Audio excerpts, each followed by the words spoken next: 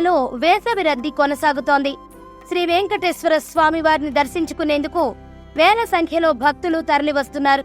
శుక్రవారం తిరుమల వెంకన్నను దర్శించుకునేందుకు వచ్చిన భక్తులతో వైకుంఠం క్యూ కాంప్లెక్స్ లోని కంపార్ట్మెంట్లన్నీ నిండిపోయాయి. అంతేకాకుండా బయట కూడా భక్తులు భారీగా క్యూ కట్టారు. టోకెన్ లేని భక్తులకు శ్రీవారి సర్వదర్శనానికి 24 గంటల సమయం పడుతోందని ఆలయ అధికారులు వెల్లడించారు.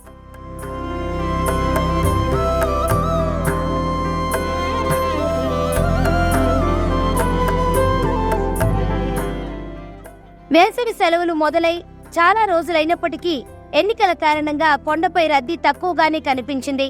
శని ఆదివారాల్లో మినహా మిగిలిన రోజుల్లో రద్దీ చాలా సాధారణంగా ఉండేది.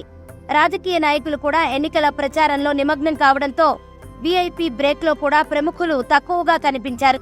ఈ నెల 13వ తేదీతో పోలింగ్ ప్రక్రియ పూర్తవడంతో ఇటు సాధారణ భక్తులు అటు వీఐపీలు తిరుమలకు తరలివస్తున్నారు.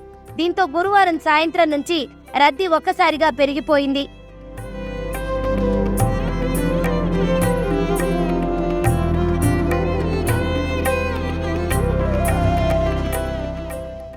రద్దీ పెరిగిన నేపథ్యంలో గదుల కోసం భక్తులు గంటల తరబడి క్యూ లైన్లో బార్లు తీరుతున్నారు.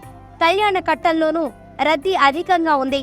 వైకుంఠం క్యూ కాంప్లెక్స్ లోని కంపార్ట్మెంట్లు, నారాయణగిరి ఉద్యానవనంలో షెడ్లు నిండిపోవడంతో సర్వదర్శన భక్తులకు 24 గంటల దర్శన సమయం పడుతున్నట్టు టీటీడీ మైకుల ద్వారా ప్రచారం చేస్తోంది.